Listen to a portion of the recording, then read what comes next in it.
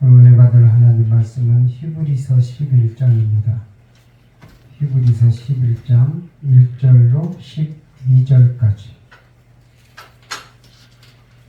히브리서 11장 1절로 12절.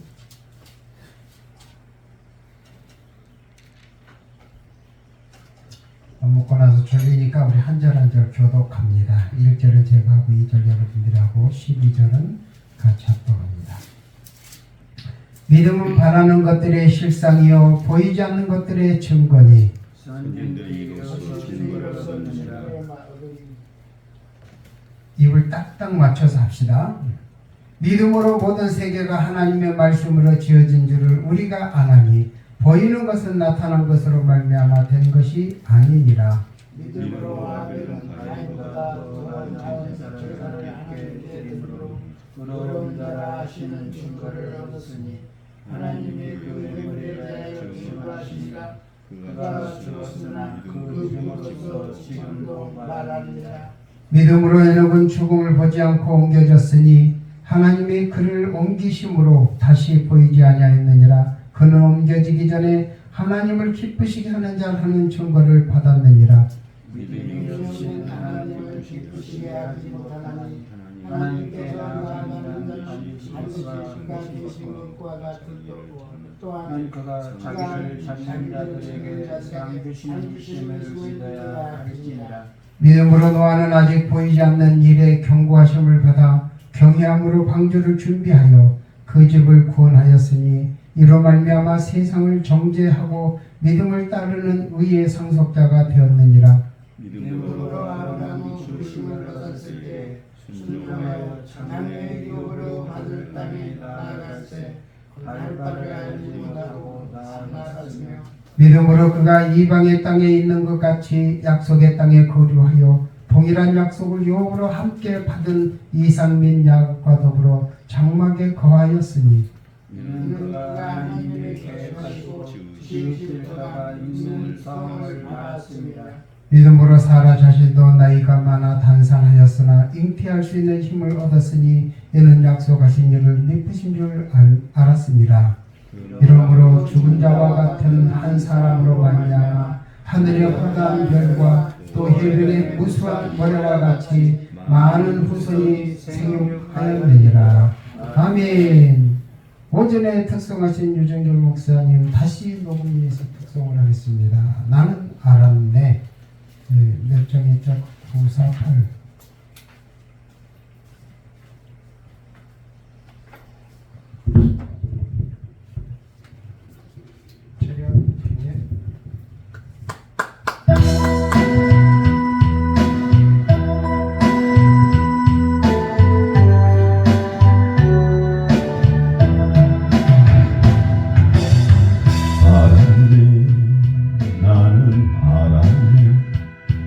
이젠 더 피하지 않으리. 주님 앞에가 나를 맡겼네. 진정 기쁜 날이네.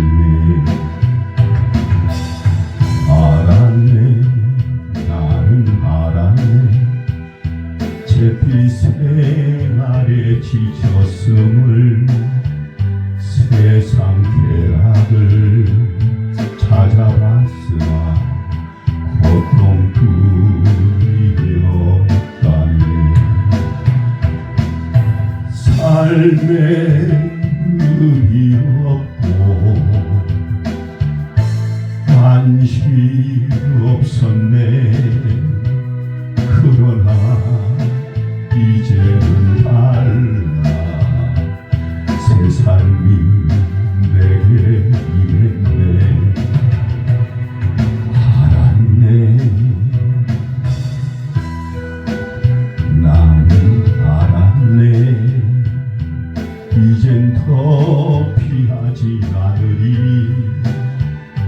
그가 내게 와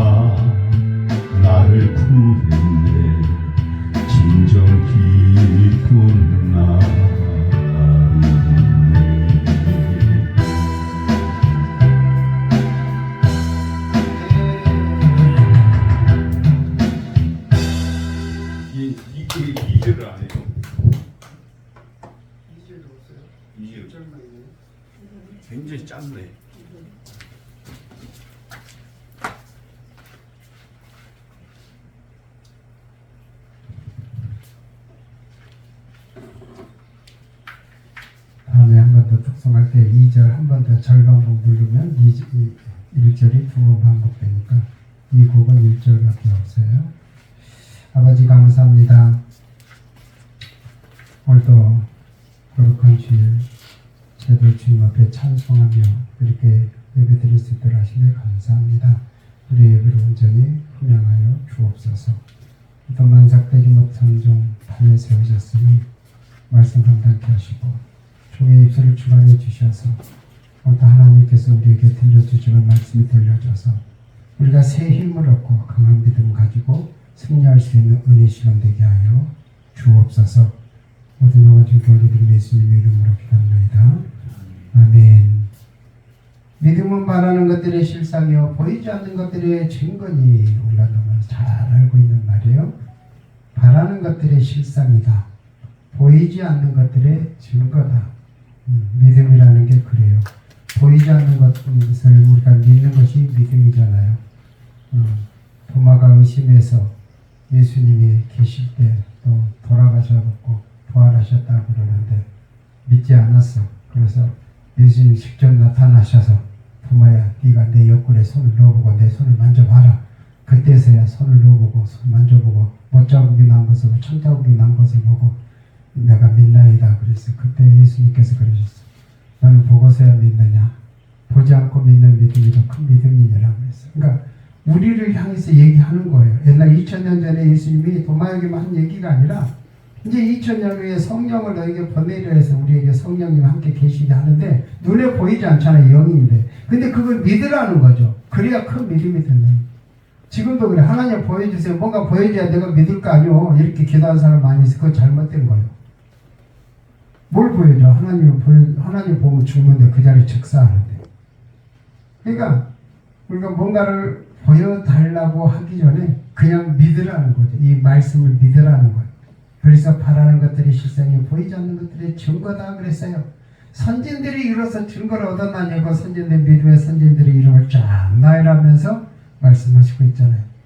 그래서 우리가 흔히 히브리서 11장을 믿음장이라고 이렇게 말을 하는데 진짜 믿어져야 돼 이것이.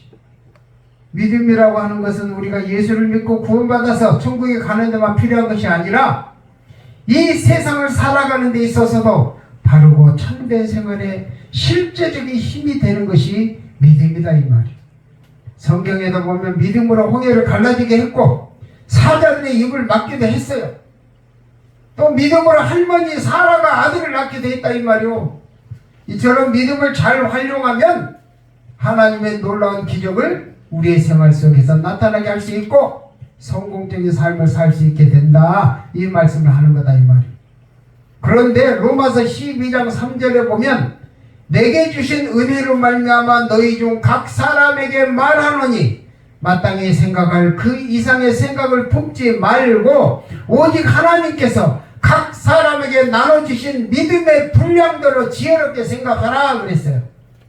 그러니까 뭐든지 내 기준으로 믿음을 얘기하면 안 돼. 내 기준, 나는 믿음이 이만큼 높은데 믿음이 이만큼 되는 사람 보고 에이 저 사람 왜 저래?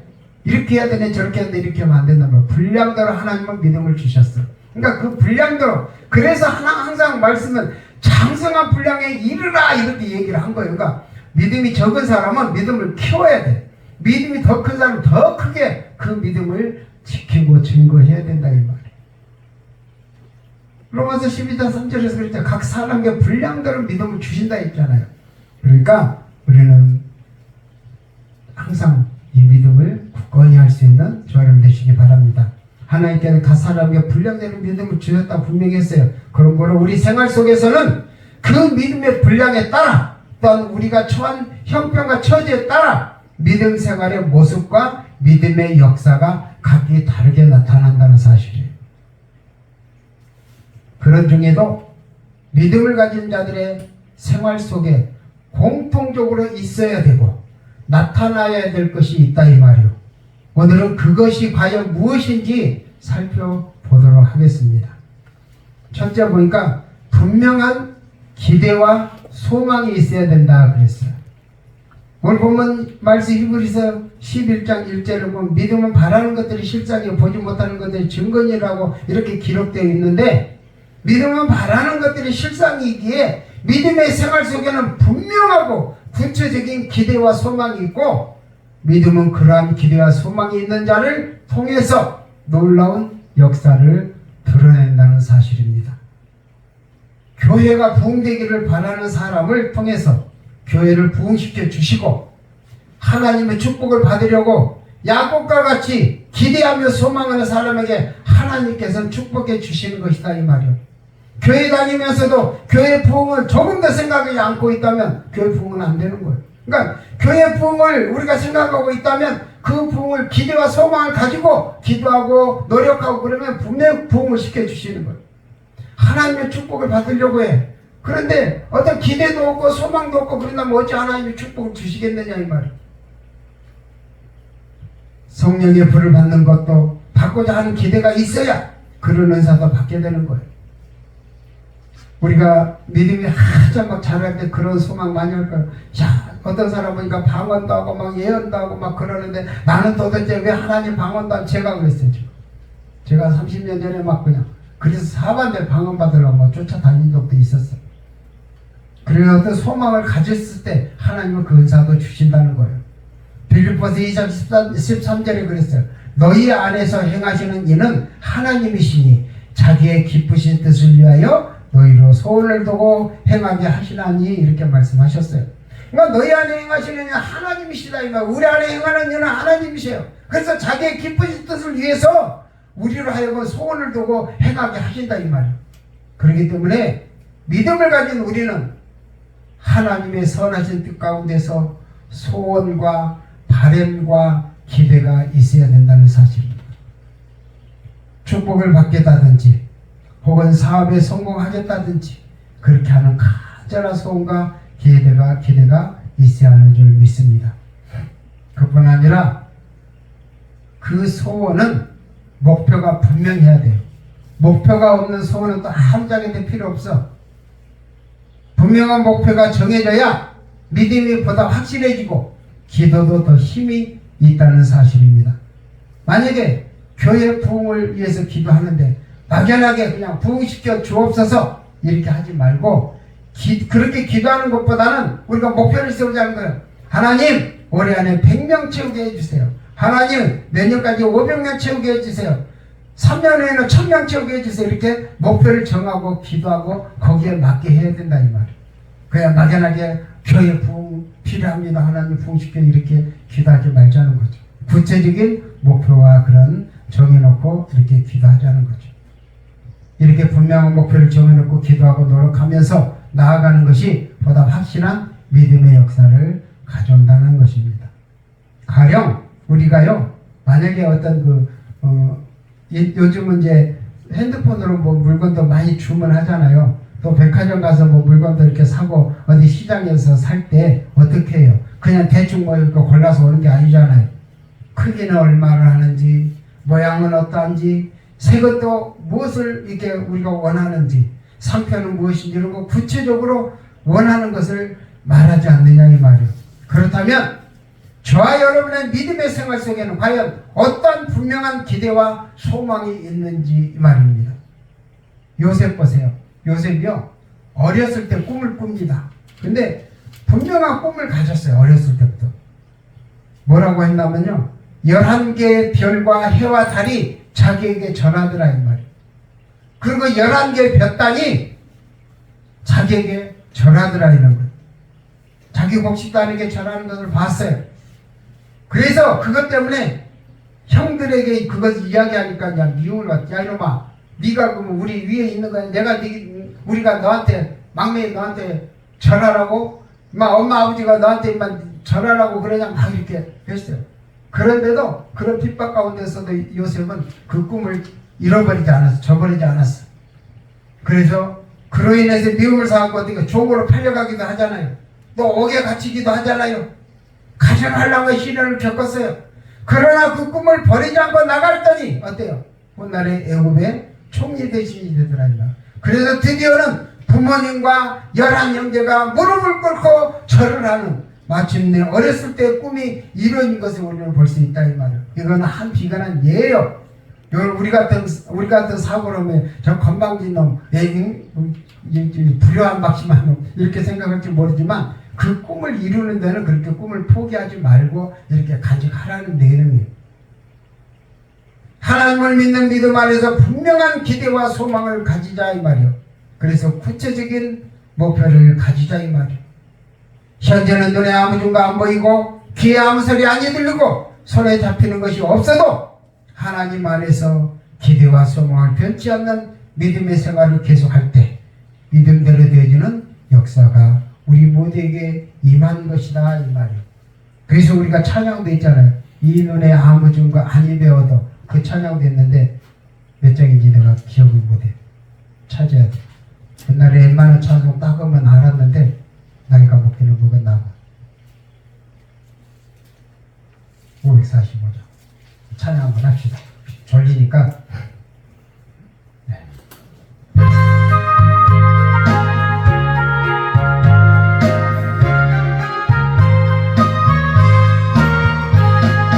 이 눈에 아무 증거 아니 되어도 믿음만을 가지고서 늘 걸으며 귀에 아무 소리 많이 들려도 하나님의 약속 위에 서리 걸어가세 믿음 위에 서서 나가세 의심 버리고 걸어가세 믿음 위에 서서 눈과 귀에 아무 증거 없어도 이 눈에 보기에는 어떠하든지 이미 얻은 증거대로 늘 믿으며 이 맘에 의심 없이 살아갈 때에 우리 소원 주 안에서 이루 아멘 걸어가세 믿음 위에 서서